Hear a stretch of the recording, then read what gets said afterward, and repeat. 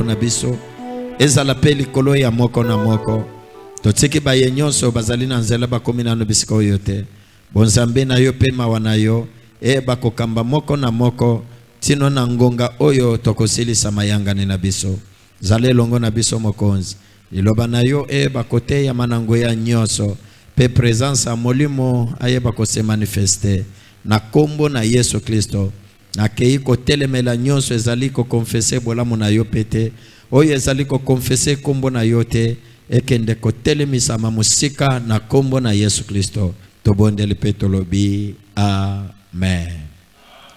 Zamba pambola motomoko bien-aimé toza ko telema tozotanga liloba na Nzambe. Tozali na 2 Pierre chapitre 2 tozobanda à partir du verset 20 tino 22. 2 Pierre chapitre 2 verset 20 à 22.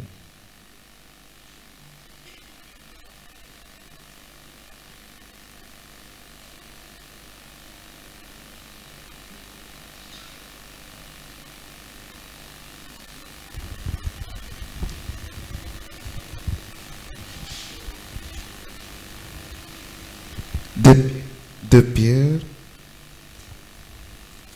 chapitre combien, papa? Chapitre 2, Totanga Togagné temps. Chapitre 2, verset 20. Totangina Kombona Yesu. Amen. Bible Lobby. En effet, si après s'être retiré les souillures du monde, par la connaissance du Seigneur et Sauveur Jésus-Christ, ils s'y engagent de nouveau et sont vaincus. Leur dernière condition est pire que la première. Je reprends pour la meilleure audition. De Pierre chapitre 2 verset 20. La Bible dit en effet, si après s'être retiré des souillures du monde, par la connaissance du Seigneur et Sauveur Jésus-Christ, ils s'y engagent de nouveau et sont vaincus. Leur dernière condition est pire que la première. Amen. Jusqu'au 22. Jusqu'au 22. Car mieux voulait pour eux n'avoir pas connu la voie de la justice que de se détourner après l'avoir connu du saint commandement qui leur avait été donné. Il leur est arrivé ce qui dit un proverbe vrai: le chien est retourné à ce qu'il avait vomi, et la truie l'avait s'évautré dans la bourbière. Amen. Est-ce que toko betela Yesu Kristo maboko? Zoesika. Amen.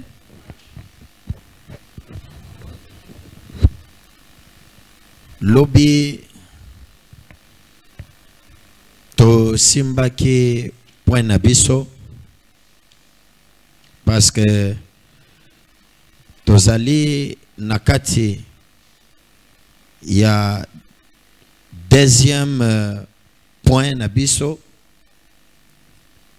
Quatrième sous-thème, oyo tozolo bela sur les obstacles au bon témoignage. Les obstacles. Nakati aba obstacle, tomonaki obstacle ya liboso, ezali vaincre l'esprit des morts. Esprit des morts azalaka obstacle nakati ya bon témoignage. Et là, nous avons parlé, la première partie, les moyens utilisés par l'esprit des morts. Et tout pesaki moyen ya liboso, et awa tosimbaki moyen ya mibale. Après l'esprit des morts, et tozali na manque ya vrai conversion. Des points ya mibale tosimba ki lobi tolobela ki parti ya liboso et lelo tozo simba parti ya mibale parce que lobby tokokota na parti mususu. Manque d'une vraie conversion. Tolobaki topesaki ba définition pe tomekaki kotalisa mutoyo azali na conversion ya solo te kati na bomoi na ye.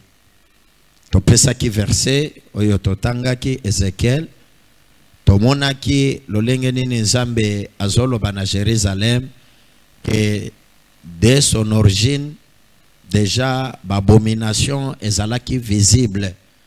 Pona nini ye azalaki ya libota ya Kana, mais kasi tata na ye na mama na ye bazalaki batu ekolo moko te. Papa na ye auti esika mususu pe mama na ye auti pe esika mususu. Bosangani na bango nde bapesaki mwana oyo baboti kombo na ye Jérusalem. Na ebisaki bino ezalaki parabole. Mais makambo na biso ezakona na kati te parce que problème na biso il fallait que tota la naissance à Jérusalem pe tomona origine na ye pe maloba oyo Zambe abandaki koloba na mosakoli na ye ke oyebisa Jérusalem kobanda déjà na origine na ye nde bisika mabe ebandaki. Alors tango aye kobotama eloko mususu eye kosalema ezali ke batikalaka kokata motolu na ye te. Lokola bakataki motolu na ye te ezalaki makambu oyo ebandaki kosala ke Jérusalem toche yango nesika ya mutu ya yo yanga tango mutu azobotama na basinga ya libota na bakombo na bamakambu tu soki bakati motolu na ye te pona ko séparer vie na ye na vie ya mama na ye to vie ya baboti oyo abandaki ko dépendre nango tango azali na kati ya libumu soki abimi eki atikali toujours na motolu wana azali na ba conséquences ya mabe. Eloko ya mibale ezalaki ke tangu mwana abotami Jérusalem batikalaka ko sokola ye te, batikalaka ko purifier ye te na mai.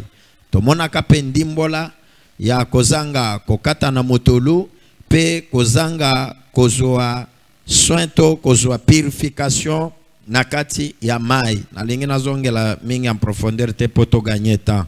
Eloko ya misatu oyo tomonaki ezalaki na kati ya manque ya conversion ezalaki koloba ete tangu Jérusalem abotami de fait bakataki motolu te.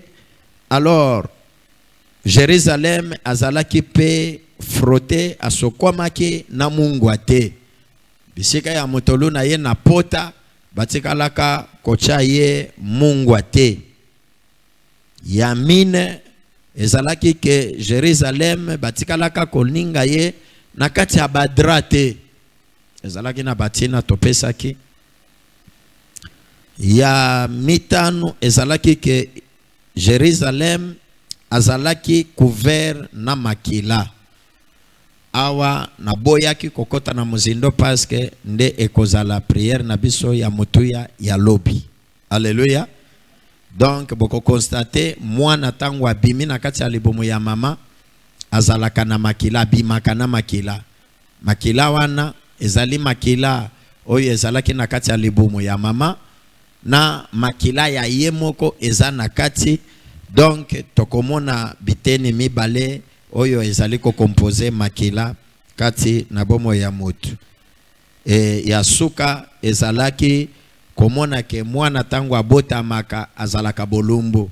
C'est de la même manière que Israël et Jérusalem babotiye Nzamba salaki constat que azalaki couvert na makila, asalaki pe constat que Jérusalem azalaki bolumbu. Et il fallait que Nzambe alatisaye. Nous avons vu ces points oyo ezalaki na partie 1 concernant manque ya conversion. Ezali ba point oyo to soulevaki kati ya bomo ya mukristo oyo atikala kozala converti te. Na pesa ki différence entre le salut motokozwa salut na motokozwa conversion. Oyebi kati na bomo inabiso toyambaka Yesu lokola mokonzi pe mobikisi. Totomboli misapi pe tosali confession ya parole okoloba nkolo Yesu na yambi yo patati patata tolobi mutu wana azwi bomoi ya seko. Mutu wana azwi bomoi ya seko. C'est différent de la conversion. Kozwa bomoi ya seko ezande kobongo la motema te. Alléluia. Ezande kobongo la motema te parce que kobongo la motema tozoloba ezana makambo ebele. Esale maka automatiquement lokola salut. Condition ya salut, dès que tu acceptes Jésus-Christ comme ton seul Seigneur et Sauveur, tu as déjà la vie éternelle, tu es sauvé. Mais tandis que pour la conversion, ezali processus, tozali na procédure. Frère Matisela biso volume na micro nanga. Son ezana seza bien. Okomona que conversion ezali likambo ya processus. Ezali likambo ya procédure. Okay. Alléluia. Ezali likambo ya processus, ezali likambo ya procédure. La conversion ne vient pas automatiquement. Nous avons insisté. C'est un travail. Et travail wana ezan zambe mutu akosala te. Je répète encore pour la dernière fois. Peut-être ba mususu bazala kite ba meka ko comprendre pe yo ozala ki peut-être o saisira ki bien te.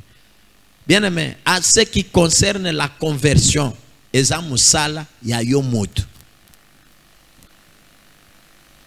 Nzambe apesi yo bomo ya seko. Mais sikoyo ko bongolisa ya motema wana eza travail ya yo kosala. N'attendez pas que Dieu vienne faire tout à ta place. Il t'a sauvé. Maintenant, c'est à toi d'entrer dans la procédure, d'entrer dans le processus de la conversion. C'est-à-dire, pour ne pas changer de direction, il y a vie na yo, et ça dépend de l'issue na Nzambe. Et ça dépend de la décision na yo. Pour ne pas arrêter, biloko mususu ya mabe, oyo obandaki kosala, ezali kamwa Nzambe te, ezali kamuna yo. Alléluia. Est-ce que tozali longo? Ezali point ya mutuya tobetela kisete. Conversion eza musala esenga mondimi asala. Ezali exercice ezo senga yo osala. C'est pourquoi tolobaki ezali automatique te. O mbalamoko parce que nakomi mwana na Nzambe, mbalamoko pe makambo nyonso échanger, mbalamoko bandi ko réclamer ba droit nyonso, non? Obosani ke ezana makambo yo ezo senga yo wa accomplir pour que Nzambe asala. Ezana makambo yo ezo senga yo osala pour que Nzambe asepelisa yo. Et pas na Nzambe ezala ka dona yo opesi yepe apesi, yo osali yepe a réagir. Tout ça la Nzambe lokola magicien te, même ba magicien ba sengaka. Ok, pas ya magicien, non alingi na zwa musala ya bien akosenga ya kosenga. Ye akosalela yo avante, yo nde okopesa. Soki asengi mbongo opesi, soki asengi ntaba opesi, soki asengi boye opesi. Si mayende skoyo apesi yo. Et puis apesi yo bikila. Soki o respecte yango te, makambo ya sala ekosimba te. Et nous obéissons à tout ça.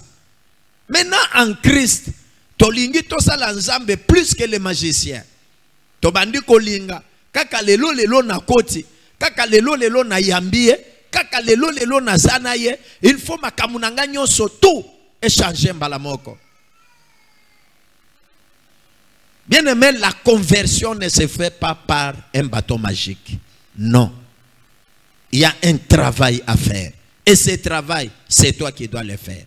Que Dieu vous bénisse. Est-ce que tu as longo? Alors, ezana batu ayambie su Kristo, azana kati etonga, asale la Nzambe, mais azana no convertite. Awa tolobe la absence totale ya conversion. Mais il est sauvé, il a le salut, mais il n'est pas encore converti.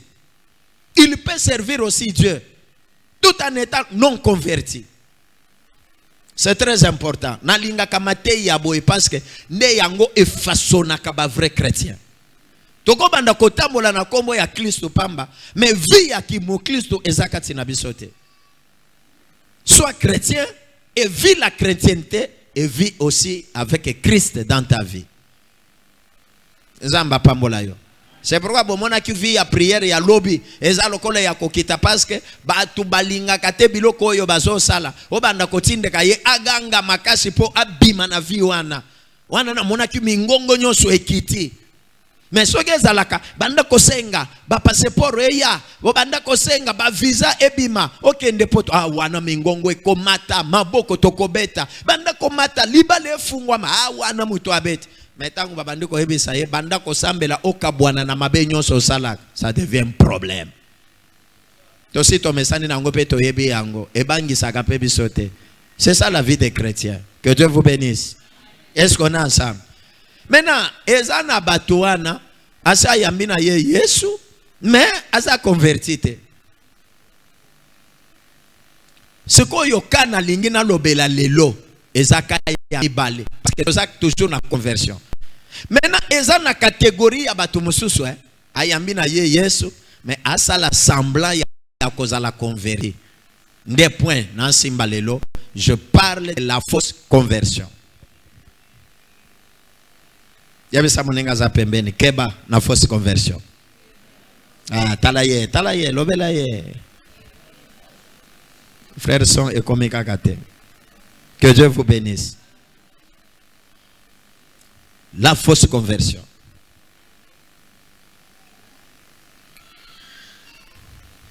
C'est pourquoi Tobandi Kotanga na verset, parce que na lingi na expliqué bien malamoko tozuata. Verset 20, bauti Kotanga la biso et pas yampaka na de Pierre et Lobi. En effet, si après s'être retiré des souillures du monde par la connaissance du Seigneur et Sauveur Jésus-Christ, ils s'y engagent de nouveau et sont vaincus. Leur dernière condition est pire que la première. Ça, c'est un fait. 21.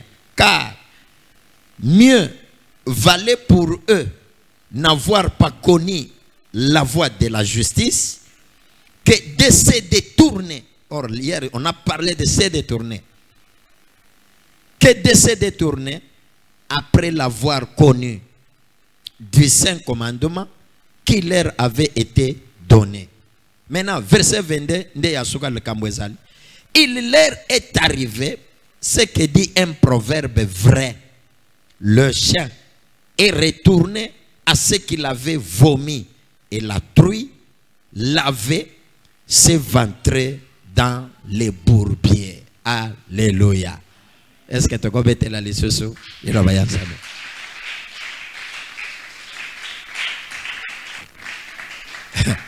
Bien aimé, kobongola motema ya lukuta. Nde sens. Kobongola motema ya lukuta. Nakati na vie na biso ya kimukristo. Il y a deux gens. Il y a des chrétiens qui font semblant d'être convertis. D'être convertis. Basa la semblant. Prière, toko beta maboko. Jeûne, toko kote. Balang, toko loba. Mais avec une fausse conversion. C'est-à-dire, nde mutoyo. Azali ko se prévaloir. Kozala mwana na nzambe. Mais babiloko azo sala. Ezoko kanate. Na oyo esengelie asala. C'est pourquoi je parle du faux ou bien du faux. Au lieu de la vraie conversion, mais ils ont comment fausse conversion. Comment? Vous savez bien aimé, ezali na point oyo. Diable azoaka mingi pouvoir, autorité, ya ko travailler musala na kati ya vie ya bandim. C'est ici tozo kabwana na ba église soit dite évangélique comme nous tout court et les églises évangéliques charismatiques. Vous permettre na loba yango ndenge wana pona ko sala moi différence. Ezana l'église dite évangélique. Oyo bazo soukela kaka na niveau ya koloba. Ici chez nous c'est la parole seule. Et la parole délivre. Et la parole. Donc chez eux c'est la parole qui fait tout. Mais quand vous arrivez chez nous, nous sommes aussi des évangéliques. Mais nous vous disons, nous ne nous arrêtons pas seulement à la parole, mais nous avons la parole et la prière. Alléluia. Et ça n'a pas na prière ya munoko. Mais il ne prie pas suffisamment. Mais chez nous, c'est la vraie prière. Alors, okokuma na bandeko oyo bazoloba, chez nous c'est la parole. Ngana mona église moko. Bataille sur le Saint-Esprit. Bataille pensa vraiment bien sur le Saint-Esprit.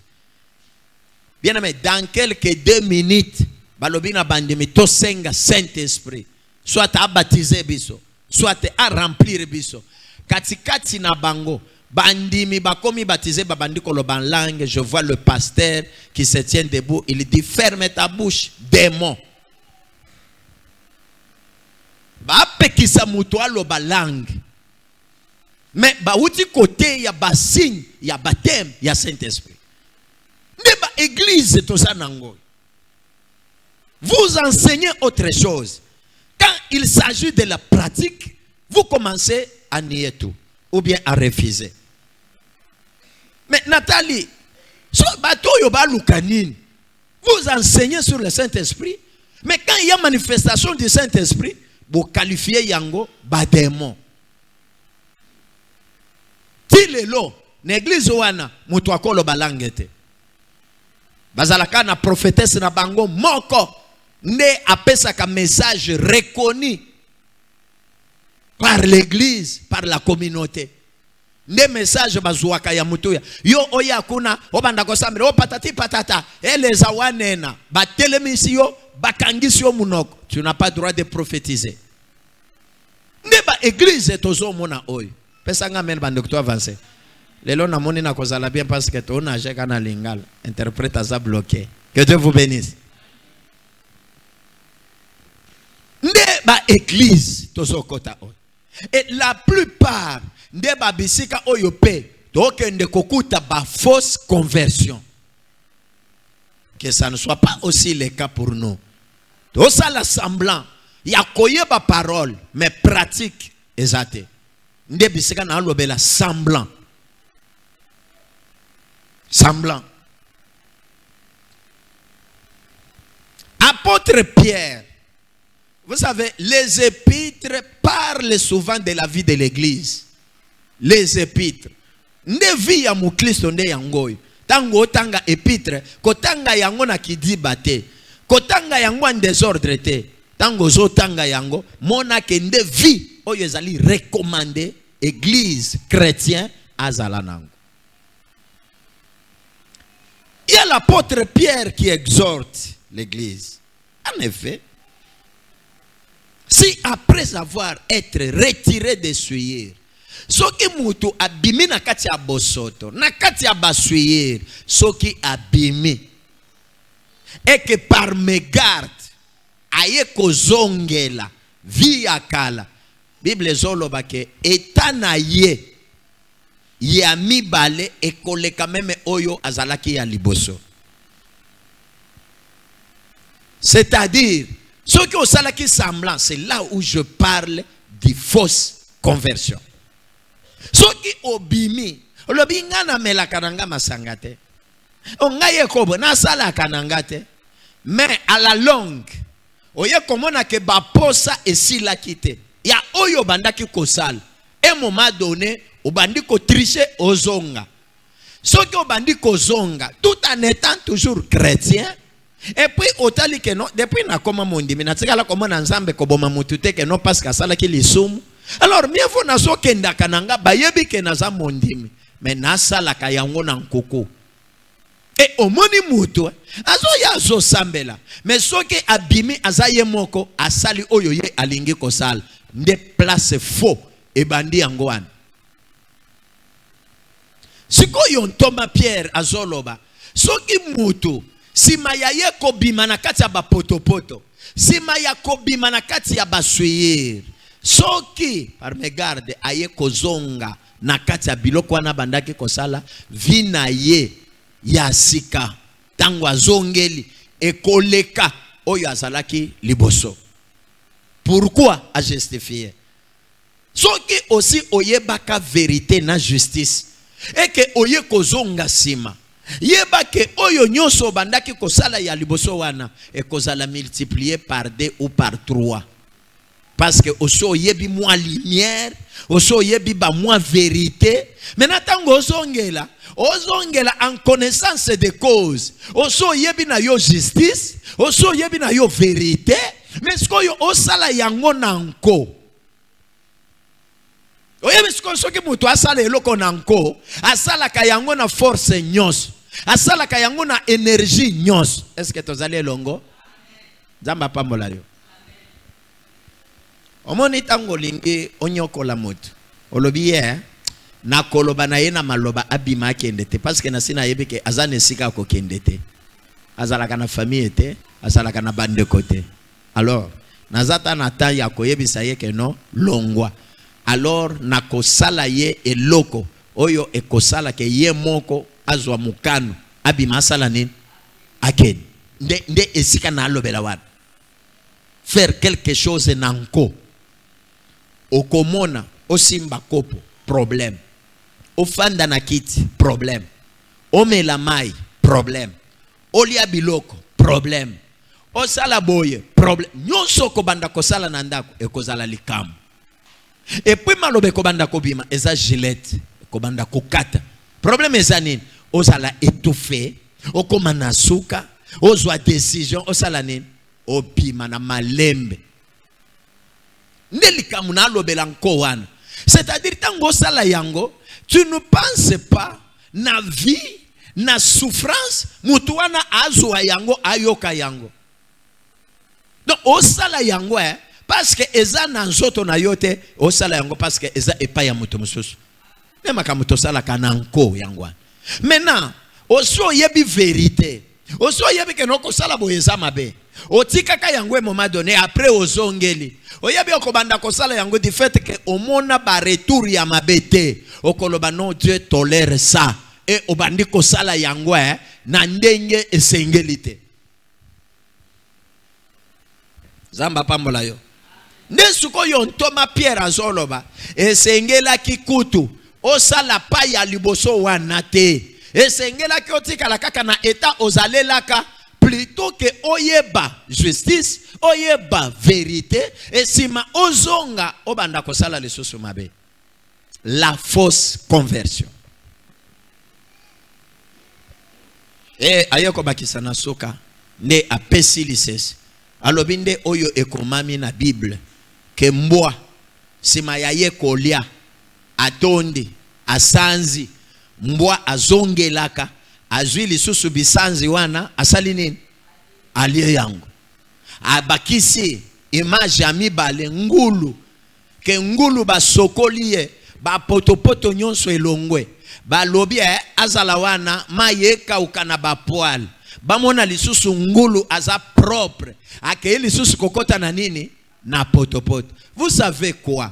Na biloko mibale oyo c'est ça la vie d'une personne. Oyo azali na fausse conversion. Boke denangate pasteur ateyi bandimi na ye ke baza bambwa pe baza bangulu. Te to uti kotanga ao. Ezanga ite. Eza ba qualification ya ba vie. Mutoyo azali na fausse conversion retourne souvent à ce qu'il avait vomi. Et bandi lokola lobi Mutoyo azali na fausse conversion azongelaka toujours na bisanza oyo asanzaki. Batu mususu bakomona yango nkele, bakosaproche te, mususu akokima musika, me ye moko mutu asanzaki yango akozonga lisusu azu yango asali nini, abandi kolia yango. Nde verset oyo ndenge zolo ngulu basokoli ou soit ye moko asokoli après kobima atala lobino, je ne mérite pas d'être propre, yanga vie ezalaka bien tangu nazali na nini na potopoto akeya zongi lisusu na potopoto soki akomi potopoto nzoto mobimba ndesko ya lobi awa ndesko nde vinanga ndenga yo ngulu. C'est ça la vie d'une fausse conversion. C'est ici où le diable en profite. Osotanga kombo ya nzambe na munoko, mais le diable te travaille. Après obanda koya na évangile na lobaki les évangiles wana. Non, une fois accepté Jésus-Christ, je ne suis plus esclave. Mais qu'est-ce qui te fait que osala esclaveté? Et loko eko sala que osala esclaveté, il faut osala na vraie conversion. Ce qui osali na fausse conversion, okozala na kombo ya Yesu na munoko, mais tu es esclave du diable. Ah, ça c'est ça la vérité. Bako sabinote. Vous savez pourquoi? Parce que Dieu ne viendra pas commencer à faire tout le travail à ta place. Il y a le travail de Dieu et il y a aussi le travail de toi en tant que chrétien. Au monde, ce qui va lobby, en tout cas, na bongo le motem, je suis devenu converti. C'est-à-dire qu'ala, ce qui bandaki kofinga otalate, na moment o komi converti, c'est-à-dire o kofinga li susute. Ce n'est pas Dieu qui viendra fermer ta bouche. Non. Eza yo mokondo kobanda komi pekisa. Oyo tobenga ka maîtrise de soi. C'est un travail. Olingolo baboye otale olobi non ngai na sina kominani mo Kristo ekela mu yasika na kosala nini na kofinga les sociétés munoko na yo sali nini. Alors quand on le fait sciemment nanko yeba que tu es dans une fausse conversion. Pesanga men to avancer. Lelo en tout cas oloba yango te problème ezate mais to ko avancer. Que Dieu vous bénisse. Une fausse conversion, c'est celle qui permet au diable de se jouer de ta vie ou de nos vies. Il y a des personnes qui n'ont pas eu à expérimenter la vraie conversion. Sachez aussi qu'il y en a d'autres qui vivent une fausse conversion. C'est-à-dire, si tu n'es pas dans une vraie, c'est-à-dire tu es dans la fausse. Ceux qui ont expérimenté vraie conversion, le contraire, tu vas expérimenter la fausse conversion. Et la plupart de nous les chrétiens, vous savez, un pasteur a tellement abanda kolobela moninga na lolenge ya mabe ko critiquer ye kokota na ndako na ye kokota na vie conjugale na ye kokota na babiloko na ye tout privé et comme chanson na yo même na kati ya public yeba que tout ça montre aussi la fausse conversion. Ah. Parce que la Bible nous enseigne sur l'amour. Ce qui olingi moninga lokolo omilingaka. Ça c'est la vraie conversion. Okolukaye même en privé, okosolola naye, o reprocher ye oyonyo sozo mona yamabe pona ye. Batu bakoye bate. Maintenant quand tu viens ici à la chair pour régler les comptes à ton ami, tu es un faux chrétien. Tu es un faux chrétien. Un faux pasteur, un faux prophète. Que Dieu vous bénisse. C'est ça la vérité. Et c'est ici où le diable en profite souvent. Oh non, si tu as déjà reçu Jésus-Christ, la sorcellerie n'a pas la puissance sur toi. Oui, je suis d'accord. Cette sorcellerie n'a pas puissance sur ta vie à condition que tu sois réellement converti. Si tu es dans la fausse conversion, la sorcellerie va se jouer de ta vie. Est-ce que je dis la vérité? C'est ça la vérité. C'est ça la vérité. Bien aimé, toi, tu as la kobanda kobomba makasima. Oh non, toi aussi, tu comme bana na Nzambe. Pourquoi ba jugement wana? Kobanda kakoya ko créer ba culpabilité na kata mitu ya bandimi lukuta. D'ailleurs, quand il parle comme ça, il sait lui-même ce qu'il fait. Il sait. On doit vous dire la vérité. Il y a des faiblesses. Oyo ezalaka ke oko kweya mbala moko mbala mibale esuki parce que eza accident na kati ya voyage. Mais soki ba biloko wana ekomi ta vie. Là, ce n'est plus des accidents. Et comme habitude, ça devient ta vie. Et ça n'a pas comme au sali, hein? Ah, on le bien en tout cas, ça est rien dans la salle. Oui. Tant que sali angwana échanger peut-être position ou bien couleur. Et il les sous il rencontré on a le lingue musus. Au sali ango les sous. Après au tirer les sons, le bité. Awa nakanga kimiso nakanisa ki akoya ndenga yela kame awa changer ki position. Tu as maintenant l'idée que le diable quand il vient tenter, il peut venir de devant, il peut venir de derrière ou bien de tous les deux côtés, n'est-ce pas? Et là tu es enseigné, tu seras prudent. Pour osala erreur ya misa tuna yamin et cause la compliqué. C'est ça la conversion. Je ne dis pas que si tu as crié au Seigneur, tu es tombé une ou deux fois, donc c'est devenu ton habitude. Non, mais si tu continues jusqu'aujourd'hui à vivre cette vie, tu es dans une fausse conversion. Est-ce que j'ai dit la vérité? Soyez bénis.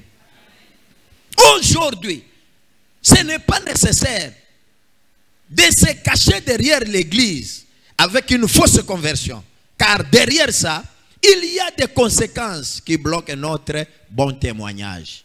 Vous savez bien aimé, en faisant tout ce que tu es en train de faire, tu es en train d'abuser d'abord toi-même de ton témoignage. Batu babanda kopesa yo valeur. Mais tango sala yango, yo mokonde ozokende ko s'exposer. Ne batu bayebi oyo andima Nzambe na lukuta. Oyo ayamba Yesu Kristo na lukuta. Akendaka église ya lukuta. N'est-ce pas toyoka kayangu? N'est-ce pas balobela kabiso yangu? Oh baba nda ko encourager ngana lingi boyo kisanga mawate.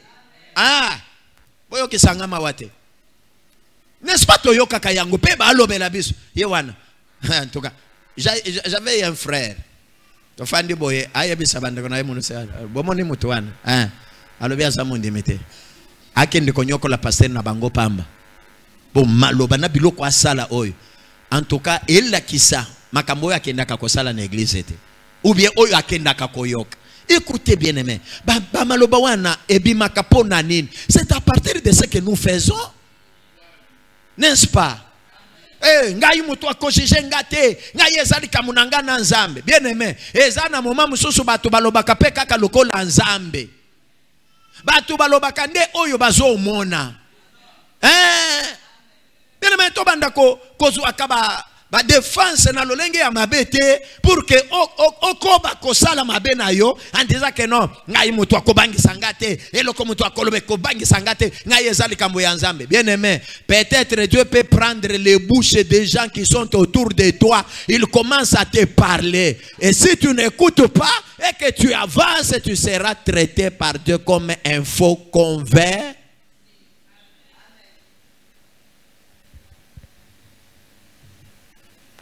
Que Dieu vous bénisse. Regardez quelques conséquences d'un faux converti dans la foi ou dans l'église. Un faux converti est mal aimé dans son entourage lorsqu'il y a des vrais chrétiens ou bien des vrais convertis. Les conséquences à l'bosso. Moto yo abongola penza motema ndenge sengelite. Ami monaka victime ya kozanga bolingo ya bandeko. Ngai balinga kangate. Ngai balinga kangate. Ngai balinga kangate. Mais rentre au fond de toi-même. Demande-toi pourquoi on ne t'aime pas. Est-ce que j'enseigne la vérité? Pourquoi on ne m'aime pas? Ne prenez pas seulement oh ngai bazolinga ngate, ngai balinga. Non, non. Qu'est-ce qui pousse aux gens de ne pas t'aimer? Il y a quelque chose. N'est-ce pas?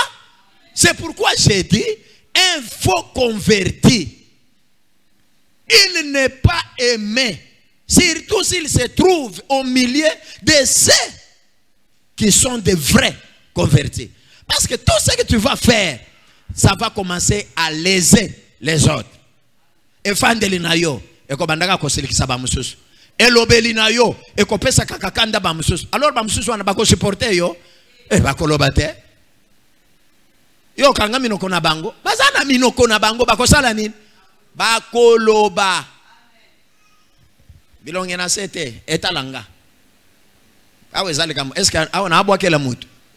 Ezama kamuto salaka. Ezama kamuto salaka nini? To salaka. Ekutu bisiko ofandaka na tikala ta kokomate. Mema kamuna loba oyo basi ba yebisa yo déjà. Alors. Encore lelo na ebite soko boko sambela. Lobi boko sambela parce que wana ezama kamwa makila. Makila nino ina mema. Makila mabe. Makila wana na komona wa mba prière ndenge ko sakada. Mais lelo na lobi awa. Na moni batu sambela. Ogoya ko loba lelo ki ezalaki na ngo bien terre. Lelo peut-être frère don modéra ki mabe. Est-ce que ezalika mu ya moya do? Ezalika mu ya yo. Zamba pambola yo. Zamba côté sa vraie conversion katina yo. Un faux converti est toujours mal aimé dans son entourage. C'est pourquoi à partir de lelo, ce que omonika kabatu babandiko kima kimayo, ce que oyesika boy, omonika muto babandiko créer motif ya kobima akende, yeba déjà qu'il y a quelque chose qui sent en moi des mauvais.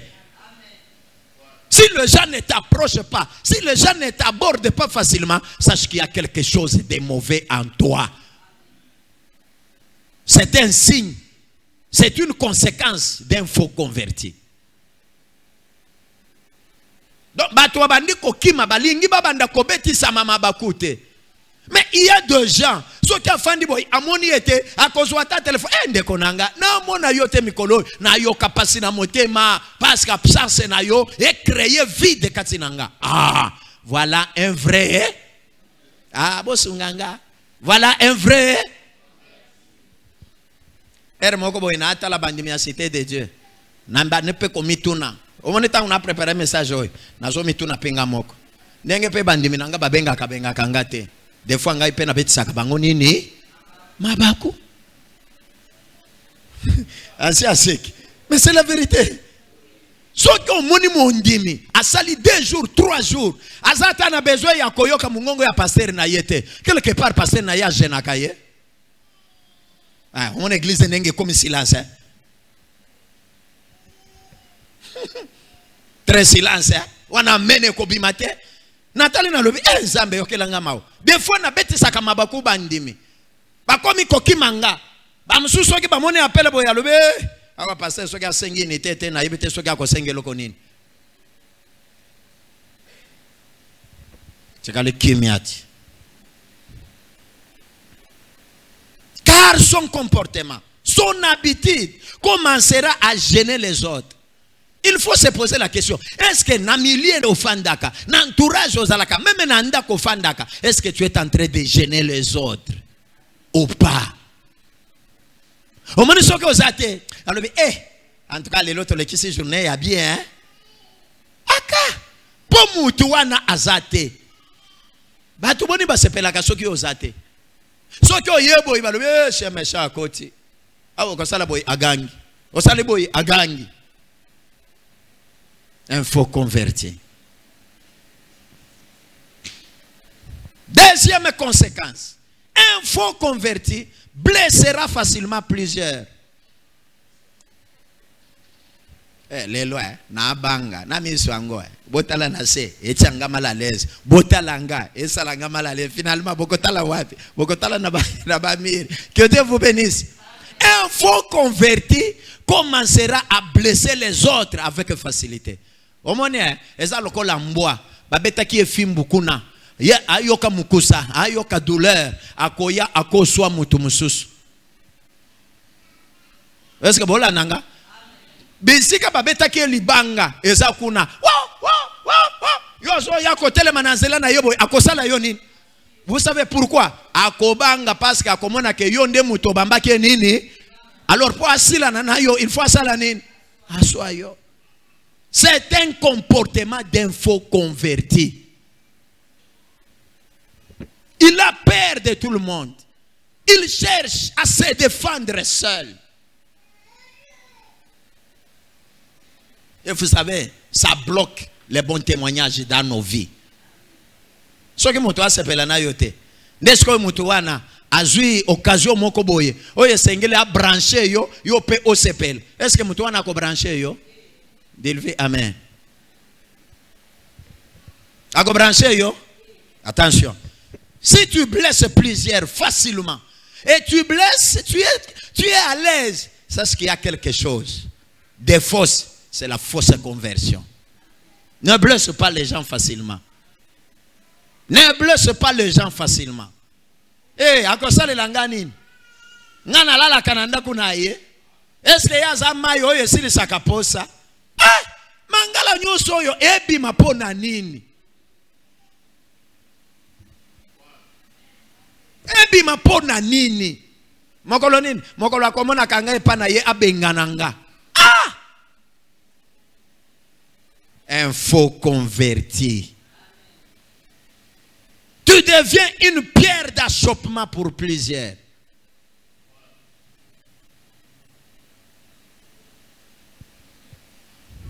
Troisième conséquence, un faux converti influence facilement plus les autres pour les entraîner dans la même boue que lui. Je répète, un faux converti influence plus les autres pour les entraîner dans la même boue que lui. Voyez bien. Ezaka na mukilo yo komona mutu mususu soki asa sali erreur alingaka kufa ye mon côté. Soki asi échoua alingaka échouer ye moko atikala na histoire ka ye mon côté. Il faut bozala mibale misatu mine 10 comme ça bobanda ko se consoler. Maintenant conseil ya mutu wana ekozala nini? Il faut osala ndenge ya sala. Angwa yebisa yo osala wana ako yebisa yo teke no ekomela kanga mabe. Non mekana no oyo ekozala malamu mais ye moko au fond ayebi ke tango akosala akokoma bien te akoéchouer. Tango koéchouer ah na ibite ndenge nini ekomi boye ngai pe nasala ka pe simba kate mekana no boy ba piste nyoso akobanda kolekisa ye akolekisela yo ezapo yo wéchouer ndenge pe a échouaki. Et quand on vous l'influence comme ça, vous êtes aussi facilement manipulé et vous tombez dans les pièges. Un vrai converti ba influence akaye pamba te. Parce que ayebi oyo azo sala pe ayebi mutu asala kanaye pe ayebi mutu asala kanaye eloko asengaka. Ah pesa ngamene to avancer. Eh, eza bongo. Un faux converti entraînera plusieurs dans les erreurs qu'il a commis. Il vous entraîne. Yo naye, vous se retrouvez dans le même poto. Yo onyo wa maboyinde nini? Ya nanga mikolo yo mayente famille yango bango nyonso ondire likam. Obenga oyo moyen zate, obenga oyo. Sikoyo ofandi bongo nde nini? Nzamba sa sala yo okoka ndenge ozawana onyo kwa mayo moko pamba tangu na yaka na tikele yo ko ba mwa 10 ka mwa 20 yo kanisi nini il faut ko bosser ngo otinda ngana bosser eza musala nini na ko bosser eza musala nini mais oza ya kokoka oza kitoko mwasi kitoko bo yo banda kokelela ata $10 eza yo moko influence oyo ekende wapi. On se retrouve lokola ye. N'est-ce pas? Obanda koshina, obanda kobima na batatami bimba wana baza deja na basuki ya pembe, yo mwana muke, o perdre chance na yo inutilement. Ah, loba amen te. Mais ça nini? Un faux converti entraîne facilement plusieurs dans la même boue que lui. C'est pourquoi il ne faut pas que ça la semblant. Combien de gens aussi induira bango na erreur? Tout en priant, tout en étant chrétien, tout en venant aussi à l'église. Oye tozoteya, mitema evimba, batolo pasi, nyonso yo na sala. Et pas na yo ekosunga yo ne lokote. Soki obimi, ye pe aza mototi. Bisika kenda ko sala skenga na zalaka naye. Mutu na mutu qui peut vinaye. Mutu na mutu qui peut vinaye. Toko yeban. Oye bien. Soki lelo tozalaka ba vrai converti. Toko banda ko banga te soki ata ba annoncer biso na ba télévision que lobby Yesu azozong. Ata soki ba yebiso que lobby okokufa. Soki oza vrai converti okobanga te. Est-ce que vous m'écoutez? Oyebi tobanga kapona nini? Pona ba vina biso amabe. To mona comme si nzamba sa pesi biso temps. To sala oyo tokolinga. Soki to moni ka bandiko ya to banda ko bongisa mbangu mbangu. Nzamba ngoyo asa noko na biso ubi asa mwana musala oyo biso tu engaja. To mona kanzambe ndenge nini?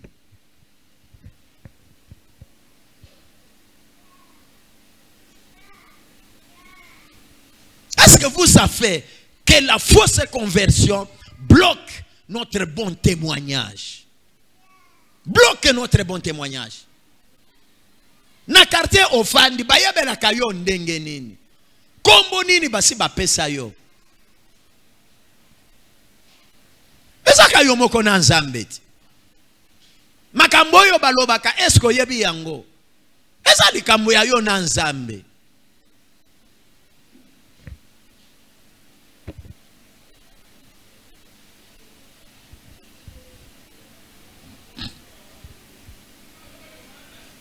Zamba pambola mutumoko. Papa botangela biso Luc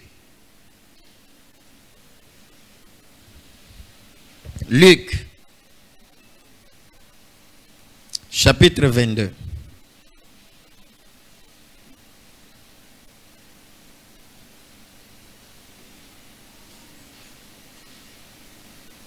Luc chapitre 22. Tozo bandana verset 31 à 34. 31 à 34. Luc chapitre 1er et chapitre 22, 31 à 34, nous lisons au nom de Jésus. Amen. La Bible dit, le Seigneur dit, Simon,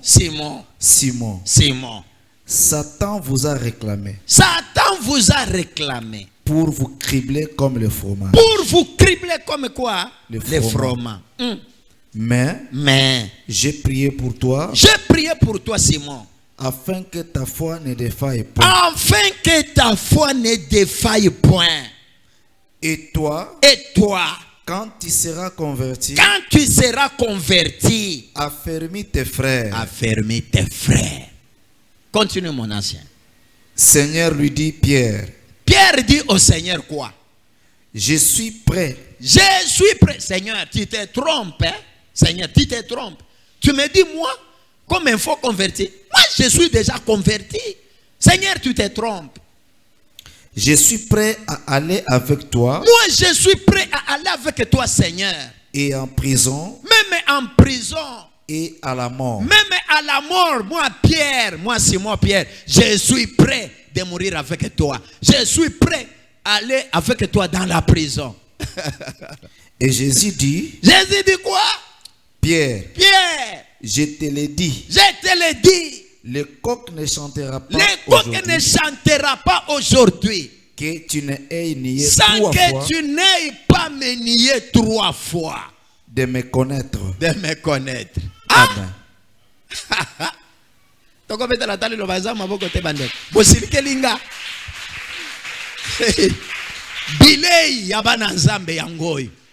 Oh, bilei memaka mapamboli yangoyo. Amen. Bilei fongola kabanzela yangoyo. Amen. Bien aimé, toko ya koteke la bino ba miracle ya lukotate. To ya koteke la bino mapambole on dirait nguba tozo kaba. Tu seras béni, tu seras ceci. So que ozali fo converti okobika yango. Ah, loba makasi na yoka. So que oza vrai converti te. Ata na ye na tekeli bino awa ba mouchoir ba mafuta ata ya ba $500 na ba $1000 oh ozo kende poto okokuta déjà musaleze la yo eza lukuta. Amen. Sois un vrai converti. Yes. Sois un vrai. Ata mokili ezalaka na ba réalité nango Ezamba mususu bako ina yo pe, ce n'est pas que parce que osala kaka mabe. Okozala okangami na nzambe, otikala na kati ya vraie conversion, mais batoyo bazali dans la fausse bako ina yo pe. Ils vont te combattre. C'est la réalité. Mais mieux vaut souffrir tout en étant dans le vrai que souffrir tout en étant dans le faux, mais le vrai vous font souffrir.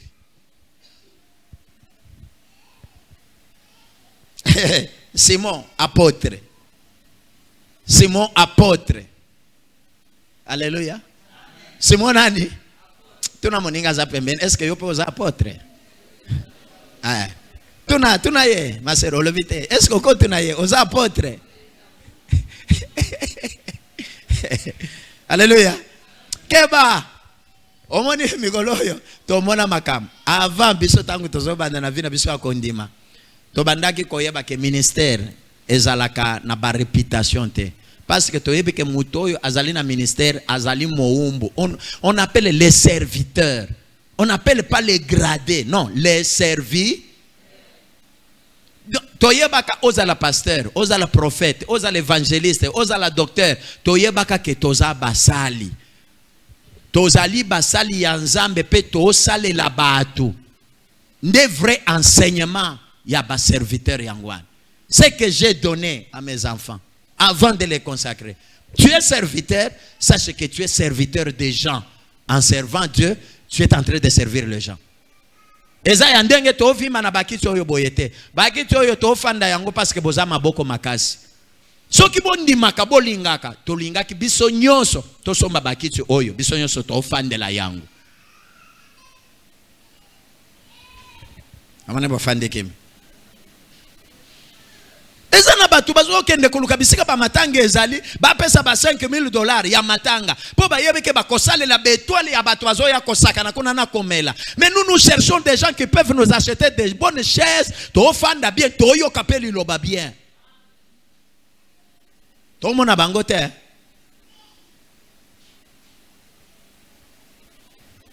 Être serviteur, c'est être au service de gens. Pourquoi asa moumbu na nkolo moumbu azalaka odesi ya batu mais azalaka na seti. On est là pour vous servir. Est-ce que boye baka yango? C'est pourquoi moi je n'aime pas un serviteur qui domine les chrétiens. Non. On est serviteur. Omoni serviteur azalaka na ba qualité pona nini na lingina banda kote ya babiloko tozana ba séminaire ya ba serviteur te. Omoni moboko limpate amona na lokola yende aza riche na bampate mais ezalaka na bampate ba désordonné bampate ya buzoba okomona kamwa ntaba alingi atindika yango kotoyo kamwa ntaba wana kazozonga kaye kanyatie oyoki pe pasi yo mokolo ebwele, n'est-ce pas? C'est ce que vous les chrétiens vous êtes en train de nous faire. Est-ce que vous voyez que mabe pe bosala ke sala kabiso pe mabe? On doit vous dire aussi la vérité. Ah. Est-ce que vous voyez baka que biso pe tozo kaka? Est-ce que boye baka que biso pe sala kapasi? Mais ce que zayo na tikene église wana na kene église wana église ya nan ya pasteur oyebite parce que tu es encore faux et tu es encore fausse. Ce que vous allez vrai au quotidien. Il y a des fidèles qui nous piétinent.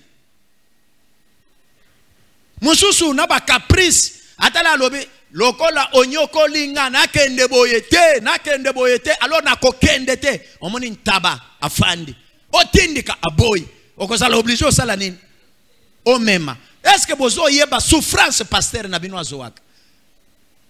Combien de fois j'appelle des fidèles dans leur maison? Combien? Quand je te vois 3 absences, 4 absences, une semaine, je suis obligé de t'appeler. Pour nani no zomonanate.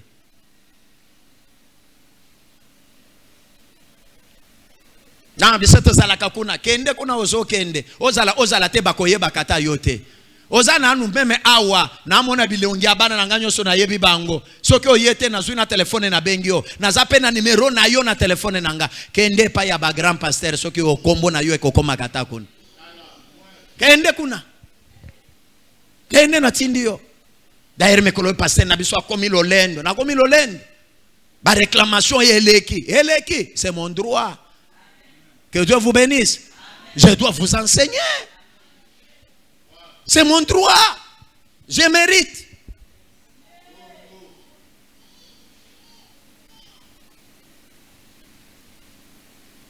Nden Thomas oyo. Aza déjà un Thomas. Aza pembeni ya Yesu. Yesu ayebisie Pierre. Namona Satan. Azo réclamé yo. Alingia sala yo boy. Vous savez, moi je donne toujours des conseils sages. Omoni soki omoni mondimi. Atombokela papa na ye ya molimo. Hein? Même na lolengi ya ba acte. Même na lolengi ya maloba. Même na lolengi ya ba comportement. Yeba déjà que milimo ya ba koko na ye ezo réclamer yeba memnya yeba buka buka ye. Je vous dis la vérité, ata bondimité, c'est ça la vérité. Oyebi ezaba bituma mususu yo obundate, c'est parce que tu es sous mon alliance. C'est parce que tu es sous mon alliance. Bitumba oyo elanda yo eya nanu kobundisanga. Soki elonginga elonga pe Christ azakati nanga. Nde ezwa yo. Mais oyebi siko ni diable ndenga salak. Po bazwa yo bien, bako sala ni bako créer ba comportement bizarre. Obanda ko se comporter ma belle boso ya pasteur na yo. Tangu na koyokela yo kanda mbala moko diable ache loboko. Est-ce que boyeba kayango et on doit vous enseigner. Quand tu te comportes mal, sache déjà que derrière toi, il y a des esprits de ta famille qui te réclament. Il y a le diable qui te réclame. Ce qui ont tiré attention, c'est ok, il n'a besoin d'étalio.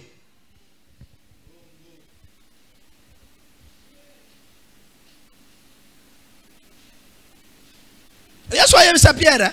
Non, mon diable a réclamé. Obi que c'est pas ce que vous appelez menenanga. D'ailleurs, j'ai prié pour toi. Alors, Seigneur, omikosi. Nga yoyo. Ndenge na sina ndimela yo. Pendenge na sina bongo la motema. Ah, Yesu. Oyo en tout cas, obetiki nkondo. Yesu alobi, ya solo wana. Nga inaza pre. Papa.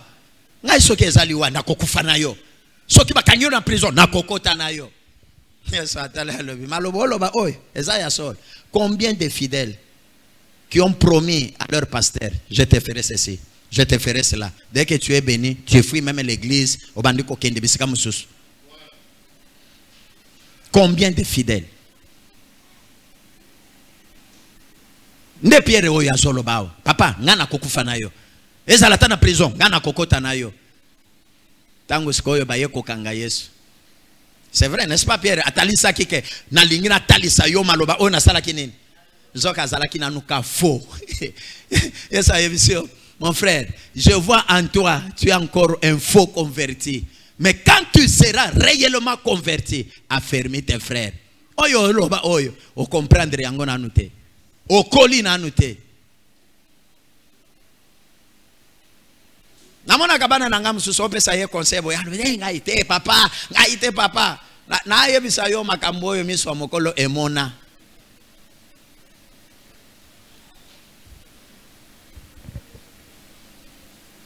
Je suis prêt. Bien aimé, na ministère oyo. Na yebisa kibino un jour awa. Na lobi avant to banda yango ndaku nanga ezalaki plein.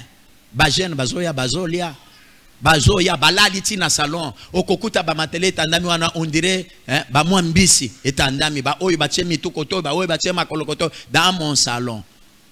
Soki minuit et beti to lamuki to bandi prière. To silisi kaka soki 2h 3h ba ko banda ko réclamer na yo kinzala ba ko lambati butu wana ba meli metongo etani batikelinga na biloko balalelaki na basani balielaki na nyos ngana banda ko sala nini na banda konika. Mais na moment to komi à calvaire na banda ministère na enfanté ministère tous m'ont fui, tous m'ont abandonné. Nanya koleka lisusu na ndako nanga. Même ceux-là qui étaient prêts, mes gardes-corps, qui me disaient, papa, ne vous en faites pas, nous sommes là. Nous sommes là. Tangu to komi to ligi to banda. Mwana na mwana. Tikala ukufa na mwasi na yo. Est-ce que biso to yebi yo? De calvaire to bandi konyo kwa mana mwasi. Nakati andako. Aonyoso, papumbwe. C'est pourquoi, tilelo, nabanga kate. ata oyo pesinga ba parole sucré ba parole biscuit na kondimela yo te me na kondimela kayo kaka soki na moni obandi kosala oyo lobaka. Combien de frères ici m'ont donné courage, papa tokosala boy, papa tokosala boy, papa tokosala boy, lelo tous écartés. Mais c'est là qu'on pensait que non, bango ba yebi l'autre côté, bango ba kosala te, ne bango sko bazo sala lelo. Ah. Je l'ai dit, non? Est-ce que frère Moïse est modéré? Mais il faut botter la prière à modérer, Mikoloy. Je l'encourage encore de plus. Monte encore, mon fils. Mais ne sois pas rempli d'orgueil. Monte, sois humble, travaille. Qui pensait un jour Moïse s'éteindra à la chair modéré comme il a modéré? Nani ayebaka Josela yaka na yeka ndenge wana azala kaka na ye soso abamindele azala kana ye makelele te omoni soso oyo ba soso na bino ya nini ya mboka osimbi kaka ba soso wana ba yibaka bango facilement te mais ba soso amindele okosimba ye boye mai osala ye boye mai na ndenge okobima na ye kolososo akoyeba yete azala kaka bongo aswana kana batu te mais pesaka yesko micro a modéré ao bon mona makambo esalem.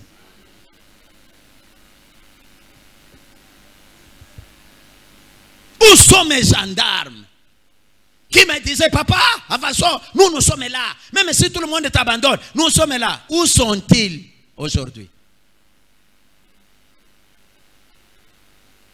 Où sont-ils? Yangwana komeka kateke okoyaka ko flatenga eko simba kale société. J'ai été flatté avant mais aujourd'hui pas du tout. Sala nyonso ko sala natala yo na lunette spirituelle. Soki na monike ozana intérêt moko oluka na kocha yo mupanzi. Mais n'ose pas venir m'influencer en faux. Eko simba pété. Eko simba te. Nous avons reçu nos frères qui sont venus ici. Je les regardais. Nayoka kibato babandiko imaimawa. Oh papa bandiko sala biloko nini? Papa bandiko sala biloko nini? Baye bate loko na sala. Il fallait étudier bango na mona bango. Quel était leur intérêt? Bayawa très obéissant. Bazoya avant culte. Déjà 30 minutes, 41 heures de temps. Basi bayawa, basi ba micro papa. Total nzamba pambole biso. Zoka sima. Il y avait l'intérêt. Il y avait l'intérêt. Il y avait l'intérêt. C'est pourquoi arrêtez de juger le pasteur brusquement ou bien juger avec rigueur. Il sait ce qu'il fait. Oyo bino bomona ke ayebite asala yango ayebite na si na yebi eloko pe na se sala.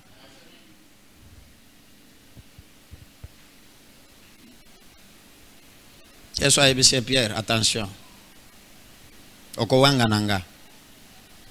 Kala mingi te soso akolela te. Okowanga nanga déjà 3 fois que otikala koyeba ngate. Yo na lie na yo na matina yo na ngomba na sambeli na yo na salinyos parce que tu es encore faux. Tu vas me renier. Pierre alobinga ite. Tango kaka bayena jardin boy bakangi Yesu. Mbala moko Pierre abimisi mbeli. Pa! Akati lito ya Malchus. Yesu ayebisi Pierre. Zongi sambeli na yo. Sogeza la kama kambwa bitumba. Na lingaki na yebisa tata. Aya kosala nini? Aya kubundelanga. Wana Pierre katina motema na ya mone alobi na lakisi Yesu na prouver ye abandaki koloba ngai na kozala na yete amoni zoke episode ya mibale ezala kama kam. Tango amoni bakangi mwana mutu babandi kotumba mandefu na ye batindika ye mutu oyo azalaki na nguya mutu akosimba ye azate me ba amoni boy bachema boko babandi kotindika ye lokola moyibi. Pierre atala lobi mutu wango a réagir te ekomi boni o soki na landi toko kufa. Pierre apakati mbangu atiki Yesu. Pesanga amen bande. Au moni manque ya conversion, si tu es dans le faux. Au kozalaka prêt kobandaka kokima quand les choses deviennent amères. Na mona ka l'église doit que mo pepe koti boy ba faux bandimi bakima kanga batika kanga mais ba vrai bazalaka toujours pemenanga. Papa eza période écolèque to avancer biso yo bana na yo tozala nango te tozala nango toko vivre. Et vous voyez la force et on avance jusqu'aujourd'hui. Jusqu'aujourd'hui. Nde bana oyo nga naza na bango posa. Nde bana naza na bango posa. Bayebi ko supporter tata na bango na ba faiblesse nyonso aza nango na ba défaut à cause ala nango, il croyait en moi et il croyait en mon Dieu. Ce sont là les enfants que je cherche. Nalingite ba oyo bayebi mingi. Nalingite ba oyo bazo se comparer na papa. Bango pe bayebi, bango pe batanga. Votre pasteur n'a pas étudié. Au moment où biloko to sala oyo ko jije ngate eza zunzu tozo micha. Soki to cheba diplôme awa okonyatanga tina lokolo. Eza passion ya musala etinde kabiso to sala. Seconde bofandi na batoyo batanga, quand j'étais à l'université, hein, quand j'étais en 3e graduat, quand on avait vu un tel cours, c'est quoi yo okoma na université te okoyeba cours wango okocha maloba nini? Il faut être obéissant à ton père. Qui est père? Le dictionnaire définit un père. Il y a un père biologique, il y a un père adoptif, il y a un père. C'est quoi Yebisanga? Yebisanga? Ah, donc, ok, on n'a pas bandaga, c'est qu'on a président, na mondi makamboye, c'est félicité. Zamba pambola bin. Est-ce que tu veux avancer? Pierre Awanga ni Yesu. Tango bamoni Yesu basi bakangie batindika ye bakangie lambaba ye babeti mbata ale loba prophétiser nani abeti yo azakimia mwana mpate azakimia Pierre atala lobi ya biso esile awo Pierre yawana abandika kolanda sima yaka yo mutolo baki je suis prêt s'il faut mourir je mourrai avec toi. Si c'est en prison, j'irai avec toi. Pierre abandiko kima pembeni. Bisika ngwake ndeko yeto la moto. Malili pe ya makambo wao. Ake ndeko fanda na moto mwana mwasi mokwa ye. Alobi toi, je te vois comme si tu étais avec cet homme. Moi. Kemuyo kilepo. Nalingaga ya kiluba ezala kitoko. Amiwa kemuyo kilepo. Alléluia. Et puis balobi non, en t'écoutant, quand tu parles, c'est comme si tu étais avec lui. Tu es un type de son école. Non, accumule sous. Troisième fois, alobi tala tandenge otambola. Tout le monde a kakandenge pa bandako. Ah, alobi oh yo ba yebinga. Tangwa boy pour la troisième fois. Bible lobi akeiko batama. Maintenant oyo maloba les grands prophètes des grands prophètes ayebisa kié. Makambo selinine ekoki sabi abandiko lela amèrement. C'est pourquoi j'ai dit il n'y a pas la vraie conversion sans repentance. Il n'y a pas la vraie conversion sans repentance. Pierre abandiko lela. Alobi makambo yo après finira kingai. Mais na boya ki kondima, c'est parce que j'étais encore fort. J'étais encore fort. Alors, lokola yebisa kinga, quand il sera converti, affermis tes frères. Nde Pierre oyo bozo monasko après repentance, conversion et koti. Maintenant, il pouvait se tenir debout et il dit aux Juifs, vous, bo sala kinkolo boye, bino, bo papa ki ene kulusu bino. Aïe aïe aïe.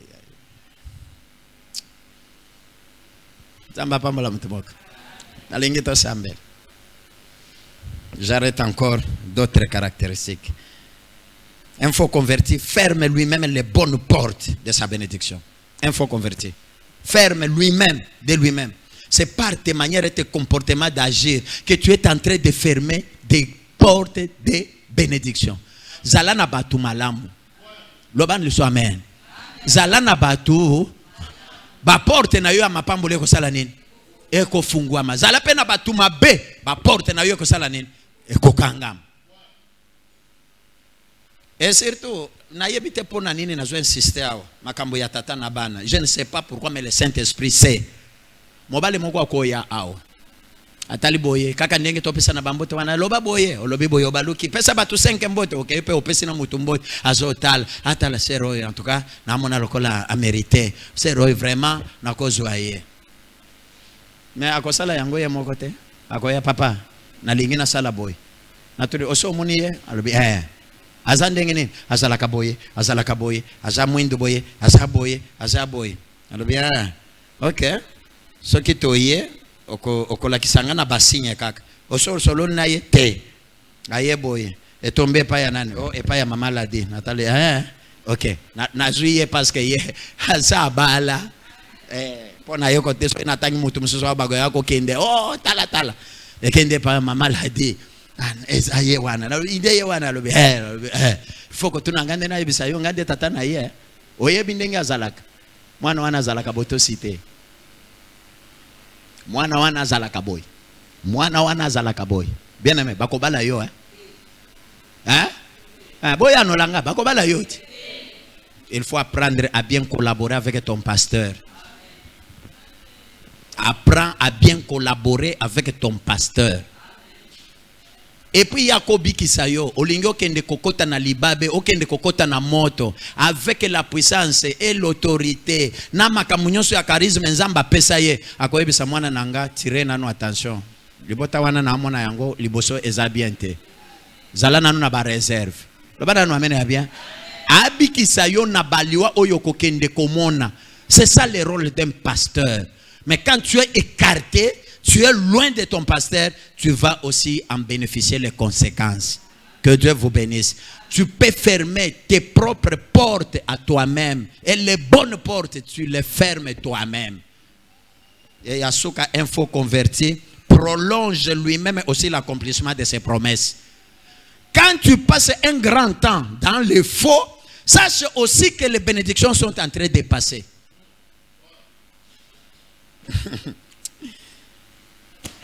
Nakangi papa toko sambel. Alléluia. Na moment osana nu na fo okosa batu oyiba na muke osala boye oskroke batu tanyo swana ole kisana kifo yaba déjà que ba bénédiction ya minene esala nini eleka tango ekosila nesko yo zongi mutu ngayo tanyo soyo na sali na église batu asika bazoya bazo tatol sikoyo ngayo tango bandiko luka sikoyo nzambe tu es déjà en retard. Les vraies bénédictions sont déjà OK. Donc à partir de ta fausse conversion tu peux perdre beaucoup de choses. Choisis de rester un vrai chrétien, une vraie chrétienne avec une vraie conversion. Évite et refuse kotikala na ba fausse conversion. Zala oyo yo ozali. Soki mutu atali elongi osekaka, ba mona pena motema esekaka. Oza mutu la kisaka bolingo na misu, na motema na yo pe bolingo wana ezala. Ezala te oloba na mbebweloko mususu na motema ofinga ye. Ngai nde mama na ye, ngai na akoselesa pasi ya vi na ye, ngai nde nzamba mona yo. Cherche à être un vrai converti. Cherche la vraie conversion. Abandonne la fausse conversion. Fais du bien aux personnes. Sois bon au milieu de tes amis. Que Dieu vous bénisse. Lève-toi, on va prier. Bien-aimé, fausse conversion. Eh baby, c'est la vie sur ma pambole. Yanguna lingi okota na prière o boya ozolo ba fausse conversion oyo soki ezali libabe ba bwakelanga pona bandaka ko baluka pona bandaka ko yenga pona bandaka ko manke meme basali na nzambe eza ya kobwaka ba bwakelanga pona bandako se comporter mabe lelo e bandako bukana lelo e bandako bebisama lelo e bandako yamba mo ozobeta maboko ozobeta maboko. Fausse conversion. Oyo emela kalipambo lina yo. Lelo ezokweya. Sokeza ya kindoki alibota. Etambolaka. Balobito kuempoze ye. Mode de vie oyo. Pwete ya ye mapamboli. Eko kisamate. Lelo. Ekweya. Oh, ekweya. Pri. Ekwe. Matana prière, s'il vous plaît. Alléluia. Ekita. Ebebisama. Nyonso fausse conversion.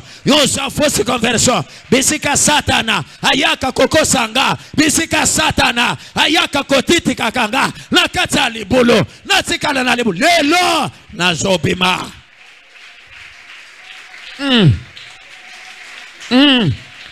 Osala yango bien. Mata lisusu. Osala yango bien. Mata. Alléluia. Mata.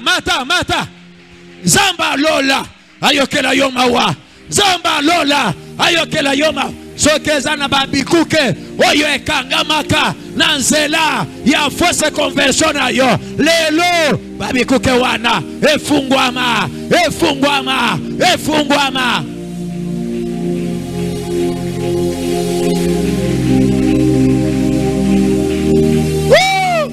Ya baba. Rebo sakayabos. Irebo sakayabas. Ireko de reply. Iremeke relosta. Banda kobebisa. Nyonso fausse conversion. Kati na vina yo. Kati na ba comportement. Kati na maloba. Kati na attitude. Kati na kondimana yo. Banda kobebisa. Bebisa.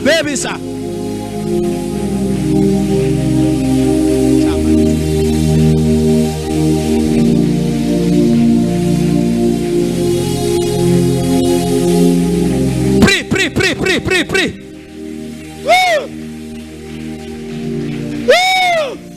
Mata na losa. Biloko nyonso. Oyo ebebi selaka yo. Mapambo lina yo. Lelo ebeba. Ebebisama. Ya.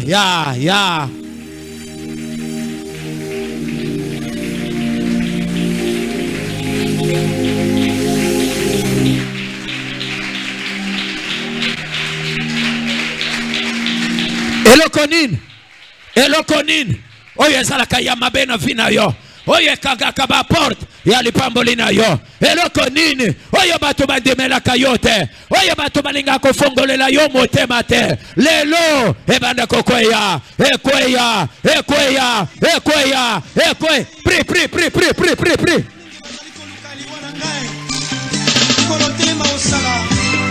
Ya baba.